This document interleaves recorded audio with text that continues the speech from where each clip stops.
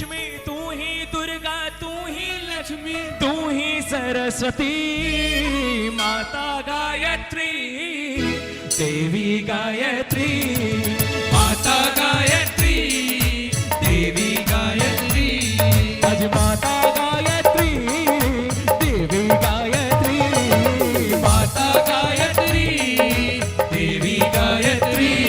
वो तू ही दुर्गा, तू ही लक्ष्मी, तू ही दुर्गा, तू ही लक्ष्मी, तू ही सरस्वती, माता गायत्री, देवी गायत्री, माता गायत्री, देवी गायत्री।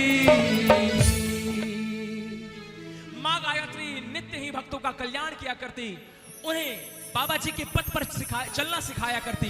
तभी एक दिन अनिल भैया के पास एक भगत का फोन आता है।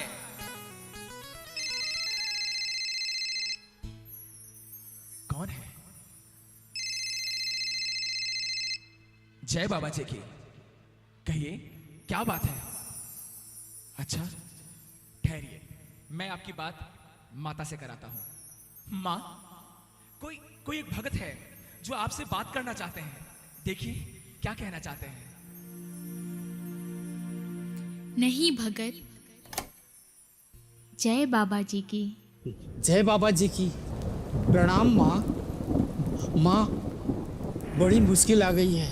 हम भक्तों ने मिलकर आज अपने शहर में बाबा जी का उत्सव रखा है माँ, लेकिन ये बारिश है जो थमने का नाम ही नहीं ले रही माँ। तूफान कितना तेज है, लगता है सब कुछ तहस तहस हो जाएगा माँ। समझ नहीं आ रहा हम क्या करें माँ। हमारी लाज अब आपके ही हाथों में है। भगत, आप चिंता ना करें। जब ये उत्सव बाबा जी का है तो इसे निर्विघ्न सफल बाबा जी ही करेंगे। आप उत्सव स्थल पर पंचदेव मंदिर की रज का छिड़काव कीजिए। बाबा गंगाराम की जयकार लगाकर उनकी ज्योत जगाइए।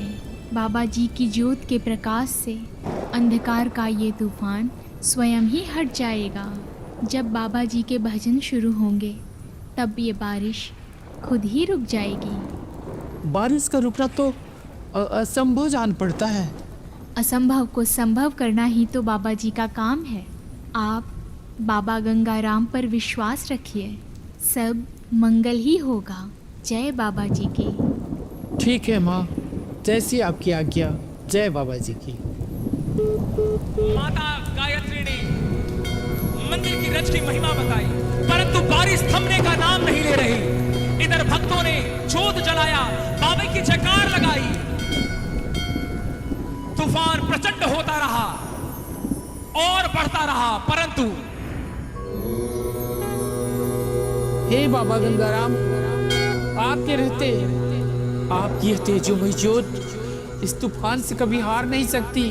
चमत्कार दिखाइए बाबा जी, चमत्कार दिखाइए बाबा जी, चमत्कार दिखाइए।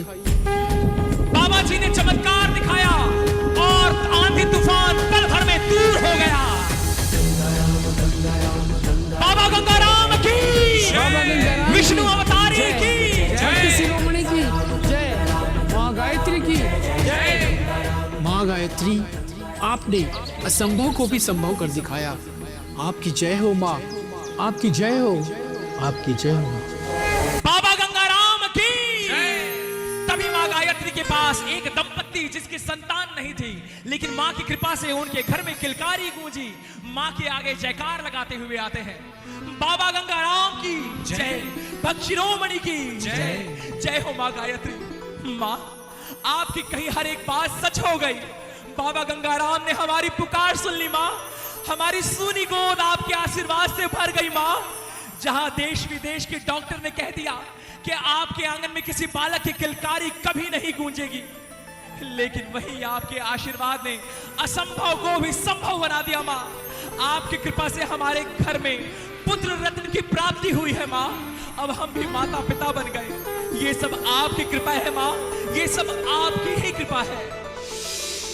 नहीं भगत, ये तो बाबा जी की कृपा है। बाबा जी तो बड़े ही दयालु हैं। इनके दरबार में जो भी आता है ये सब की झोलियां भरते हैं, सब पे कृपा करते हैं। बाबा जी के मंदिर की रच ने न जाने कितनों की बिगड़ी बनाई। जो भक्त श्रद्धा पूर्वक पंचदेव मंदिर की पावन रच को धारण करते हैं, बाबा जी उनके सारे संकट हर लेते हैं। ये रच तो ऐसी है जो रोते को हंसा दे, पत्थर पर भी फूल खिला दे। बड़े से बड़े रोग, दुख, तकलीफों को बाबा जी के मंदिर की रच ने पल में दूर किया है। ऐसी है इस पावन रच की महिमा। जय बाबा गंगाराम की, जय पंचदेव धाम की। हे मां गायत्री, जिस मंदिर की रज भी हीरे मोतियों से बहुमूल्य हो, मैं उस मंदिर को सोने चांदी से सजाना चाहता हूं। हाँ गायत्री माता, मैं बाबा जी के श्रृंगार के लिए सोने का मुकुट लेकर आया हूं।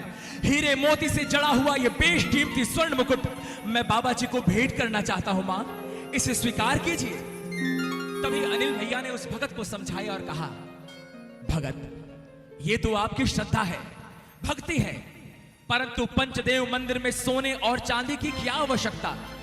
जरा सोचिए, क्या भक्त शिरोमणि इस मंदिर का निर्माण सोने और चांदी से नहीं कर सकते थे? परंतु उन्होंने ऐसा नहीं किया, क्योंकि सोने और चांदी की चमक एक ना एक दिन फीकी पड़ जाती है, परंतु त्याग और तपस्या की चमक तो युगों युगों तक जगमगाती रहती है, युगों युगों तक जगमगाती रहती है। भगत, ये पंचदेव मंदिर तो सोने चांदी के ईंटों पे नहीं, बल्कि त्याग, तपस्या और भक्ति के स्तंभों पे खड़ा है। त्याग, तपस्या और भक्ति के स्तंभों पे खड़ा है। प्रवीण भैया ने उसे समझाया और कहा, जो बाबा गंगाराम सबकी झोलियां भरते हैं, सबको देते हैं, भला हम उसे क्या दे सकते हैं? जो बाबा जी सारे संसार का भरण पोषण करते हैं, भला हम उन्हें क्या भोग लगा सकते हैं? जो बाबा गंगाराम भक्तों के जीवन को सजाते हैं, भला हम उन्हें स्वर्ण मुकुट से क्या सजा सकते हैं? अनिल भैया, प्रवीण भैया, आपने मेरी आंखें खोल दी, मुझे सच्चा राह दिखाया है। मैं आपके इस उपकार को कभी नहीं भूल पाऊंगा। बाबा गंगाराम के इस पंचदेव धाम में आकर त्याग, तपस्या की जो सीख मिली है, मैं उसे जीवन भर नहीं भूलूंगा, जीवन भर नहीं भूलूंगा। बाबा गंगाराम की जय, पंचदेव धाम की जय, भक्त शिरोमणि की जय, माता गायत्री की जय।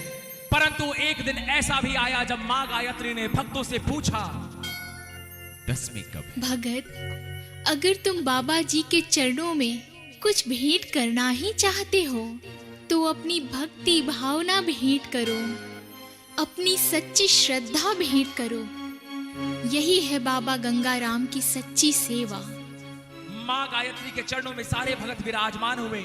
मां ने भक्तों से पूछा कि दशमी कब है? भक्तों, बाबा जी की दशमी आने में और कितने दिन शेष हैं? मानो मां गायत्री को आभास हो गया था, मां गायत्री को संकेत मिल चुका था। मां ने भक्तों से पूछा, भक्तों ने कहा, मां, दशमी तो अगले हफ्ते आने वाली है, परंतु आप विचलित क्यों है मां? क्या बात है? हाँ, मेरे बाबा जी की दशमी आने ही वाली है।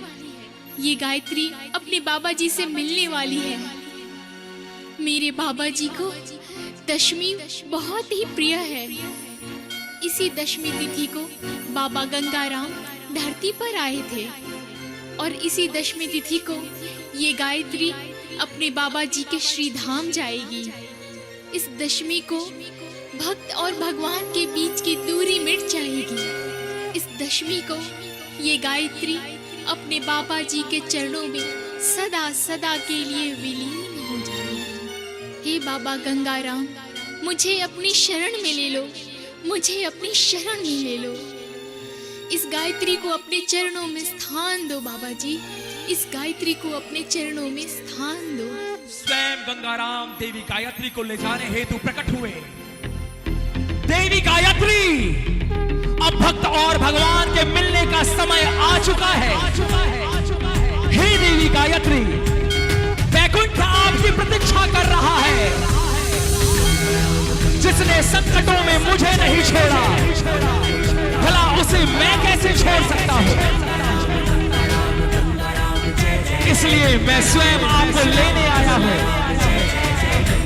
आइए देवी की गायत्री, आइए आइए, चलिए हमारे साथ।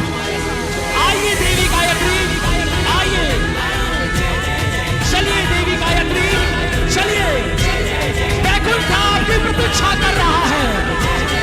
चलिए देवी गायत्री, चलिए, आइए। जय श्री गंगाराम, जय श्री गंगाराम, जय श्री गंगाराम। ओम गंगारामाय नमो।